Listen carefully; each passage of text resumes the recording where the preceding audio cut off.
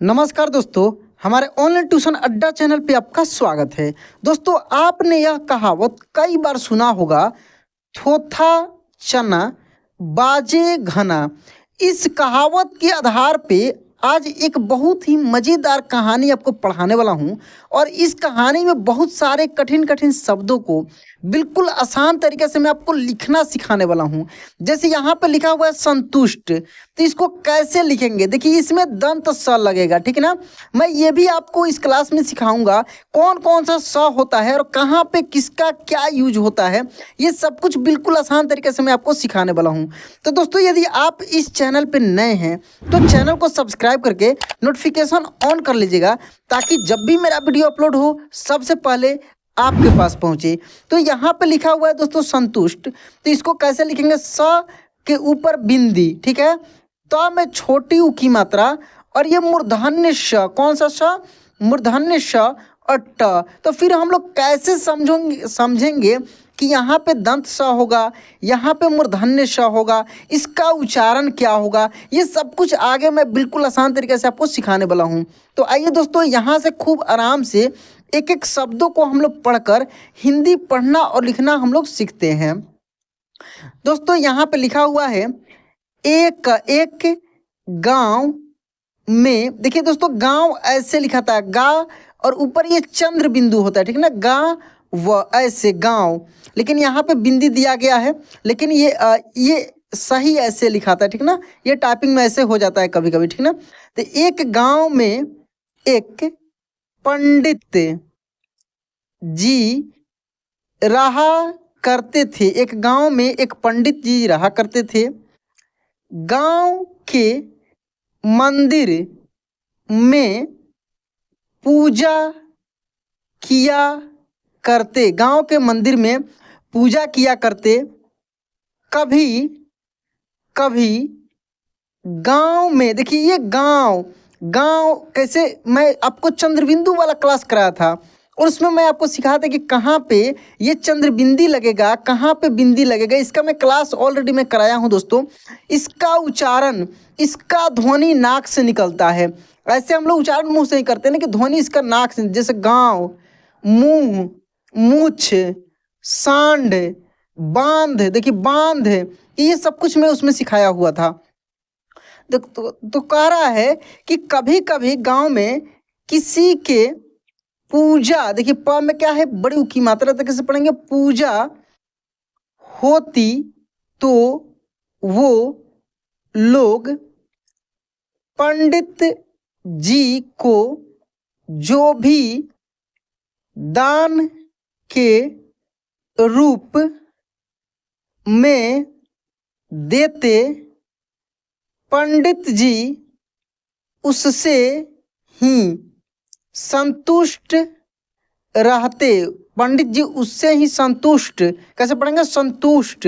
देखिए स, इस स को हम लोग दांत से पढ़े स, और इसको देखिए इसमें क्या निकल रहा है? अंदर से ये आवाज निकल रहा है। इसको उष्मीय श बोलते हैं, मूर्धन्य श, मूर्धा से निकल रहा है।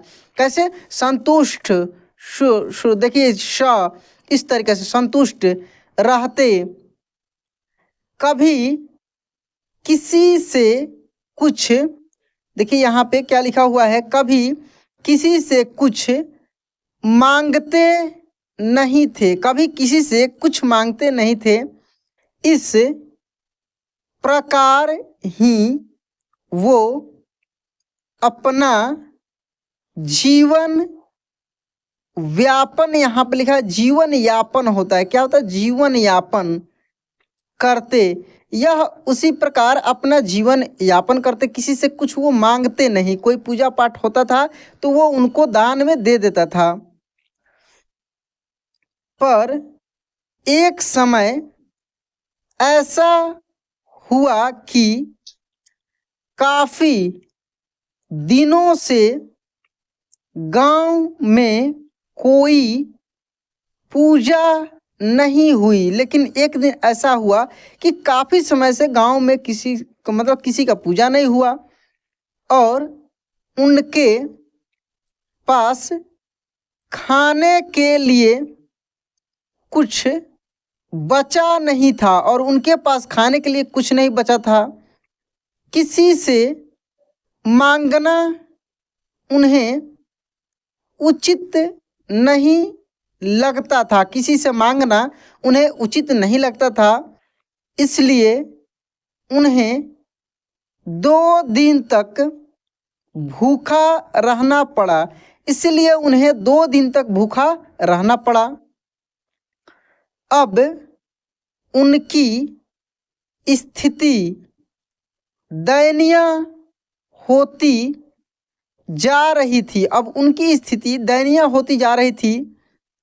तीसरे दिन जब वो गांव के मंदिर में पूजा करने गए तो पूजा के बाद उन्होंने भगवान से प्रार्थना करने लगे। जब वह एक बार गांव के मंदिर में पूजा करने के लिए गए तो पूजा के बाद उन्होंने भगवान से प्रार्थना करने लगे। भगवान भी उनकी, देखिए ये प्रार्थना दोस्तों यहाँ पे गलत टाइपिंग हो गया है। क्या होगा? प्रा, देखिए प्रा और था के ऊपर ऐसे रेफ और ना, ऐसे प्रार्थना, ठीक है।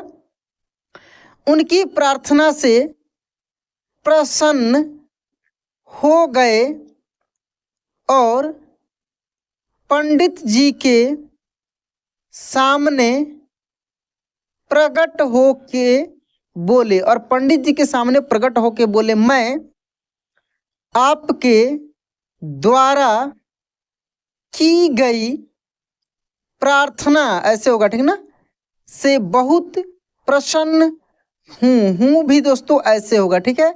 मैं आपके प्रार्थना से बहुत प्रसन्न हूँ। मैं जानता हूँ कि आपके पास खाने तक के लिए कुछ नहीं है। मैं जानता हूँ कि आपके पास खाने तक के लिए कुछ नहीं है, इसलिए मैं ये 2 शंख अपने साथ लाया हूँ। ऐसे मैं 2 शंख अपने साथ लाया हूँ। आपको जो सा पसंद हो वो ले लो। आपको जो इसमें से पसंद हो वो ले लो। ये शंख, देखिए तालव्य श है, कैसे पढ़ेंगे? शंख, तालु से इसका उच्चारण निकलता है, ठीक है ना। मूर्धा से मूर्धन्य श का उच्चारण निकलता है। देखिए ये शंख आपके सारे, क्या होगा? सारे सारे दुख दूर कर देगा। ये शंख आपके सारे दुख दूर कर देगा। भगवान ने दोनों शंख पंडित जी के सामने रखा। भगवान ने दोनों शंख पंडित जी के सामने रखा। उनमें से एक छोटा था और एक बड़ा। उनमें से एक छोटा था और एक बड़ा। बड़ा वाला शंख देखने में बहुत सुंदर लग रहा था। बड़ा वाला शंख देखने में बहुत सुंदर लग रहा था, पर पंडित जी ने कहा, आप मुझे ये छोटा वाला शंख दे दीजिए। लेकिन पंडित जी ने क्या कहा कि आप मुझे ये छोटा वाला शंख दे दीजिए, इससे मैं आसानी से कहीं भी ले जा सकता हूँ। इसे मैं आसानी से कहीं भी ले जा सकता हूँ और मुझे ज़्यादा की इच्छा भी नहीं है, और मुझे ज़्यादा की इच्छा भी नहीं है। भगवान ने कहा, आप एक अच्छे व्यक्ति हैं। भगवान ने क्या कहा कि आप एक अच्छे व्यक्ति हैं। मैं तो 2 शंख बस आपकी परीक्षा, मैं तो 2 शंख बस आपकी परीक्षा के लिए लाया था। मैं तो 2 शंख केवल आपके परीक्षा के लिए लाया था।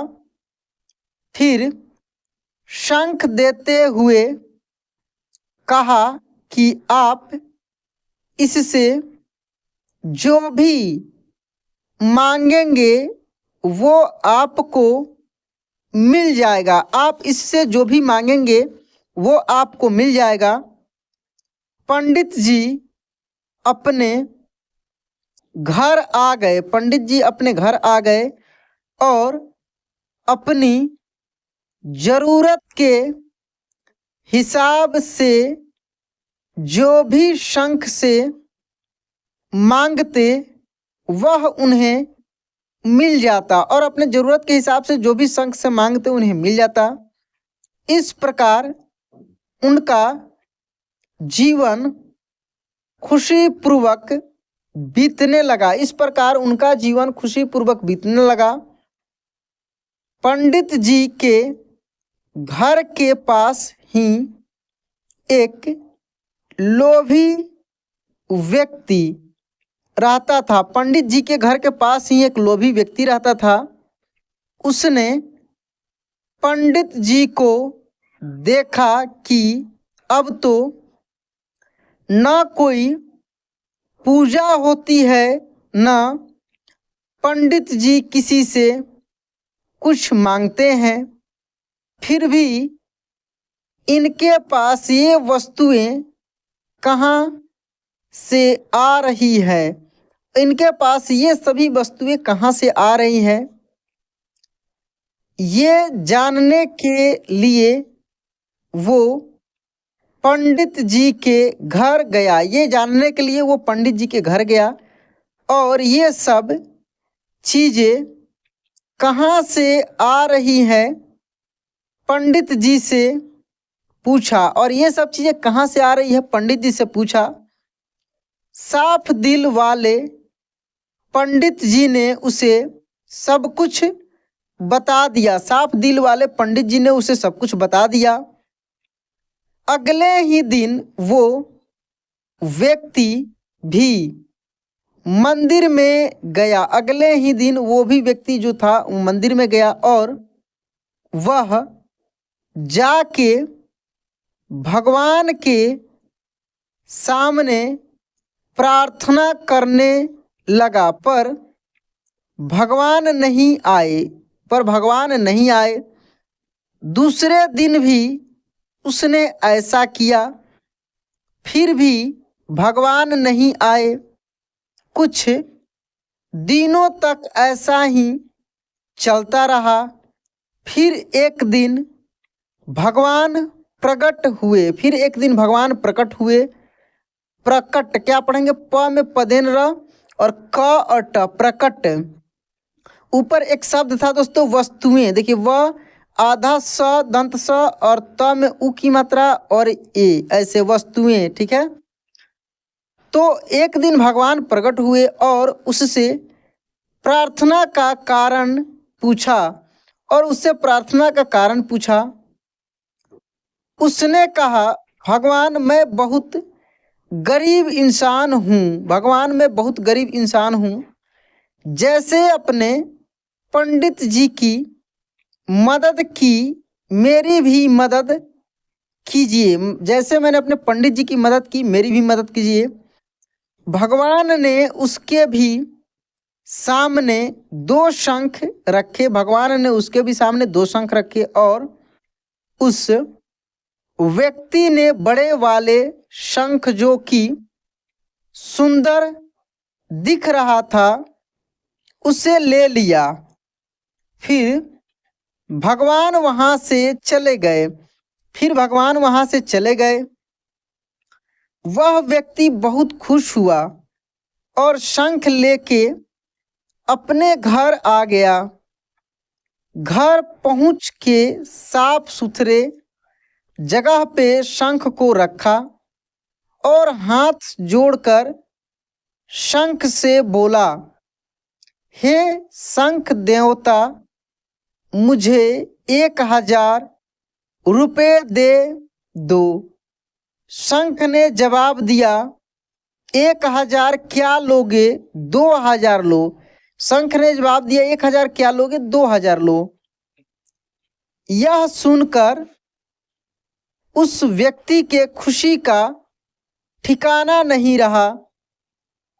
उसने शंख से कहा, आप बहुत अच्छे हैं, ठीक है मुझे 2000 दे दो। फिर शंख ने कहा, 2000 से क्या होगा, तुम 4000 लो। वह व्यक्ति खुशी से झूमने लगा और बोला, ठीक है 4000 दे दो, और ठीक है 4000 दे दो। फिर शंख ने कहा, 4 क्यों, 8000 ले लो। अब वो व्यक्ति परेशान होने लगा और बोला, ठीक है 8000 दे दो। फिर शंख ने कहा, 8 क्यों, 16000 ले लो। 8 क्यों, 16000 ले लो। व्यक्ति चिढ़ते हुए बोला, आप बस देने की बात करते हैं और देते कुछ नहीं। आपको जितना देना है दे दो। शंख ने जवाब दिया, तुमने सही किया, मैं बस बात करता हूँ, देता कुछ नहीं। मुझसे कुछ पाने की उम्मीद तुम्हारे लिए बेकार है, क्योंकि मैं थोथा चन्ना बाजे घना की कहावत हूँ। मैं क्या हूँ, थोथा चना बाजे घना की कहावत हूँ। मतलब कि क्या हुआ, इस कहानी से क्या सीख मिलता है दोस्तों। इसी तरह बहुत से लोग ऐसे होते हैं जो बस बात ही करते हैं पर कुछ करते नहीं। उन्हें ही कहा जाता है थोथा चना बाजे घाना, यानी केवल बातें बनाते हैं, उनसे होता कुछ नहीं है। जैसे कि शंख की बात थी, वो केवल बातें बना सकता था, 2 का 4, 4 का 8, 8 का 16, वैसा ही करते जाता था, लेकिन वो दे नहीं सकता था। तो वो भी व्यक्ति जो था वो काफ़ी लालची था, इसलिए उसके साथ ऐसा हुआ। एक कहावत है कि गरजने वाले बादल बरसते नहीं, और एक और कहावत आपने सुना होगा कि जो गरजता है वो बरसता नहीं। जैसे कि वो शंख ने बार बार बोल रहे इतना ले लो, इतना ले लो। ऐसे आपने भी बहुत सारे लोगों को देखा होगा कि बहुत सारे बातें करते हैं, ये लूँगा वो लूँगा, अगले महीने एक गाड़ी खरीद लूँगा, इतना है वो है, बहुत सारी चीज़ ढीलते हैं, लेकिन ऐसा होता नहीं है। तो दोस्तों यह कहानी आपको कैसा लगा कमेंट में ज़रूर बताइएगा। वीडियो अच्छा लगा होगा तो लाइक कर दीजिएगा। चैनल पे पहली बार हैं या पुराने हैं, सब्सक्राइब नहीं किए हैं तो सब्सक्राइब करके नोटिफिकेशन ऑन कर लीजिएगा। तो चलिए दोस्तों, आज क्लास यहीं पे एंड करते हैं, मिलते हैं अगले क्लास में। जय हिंद।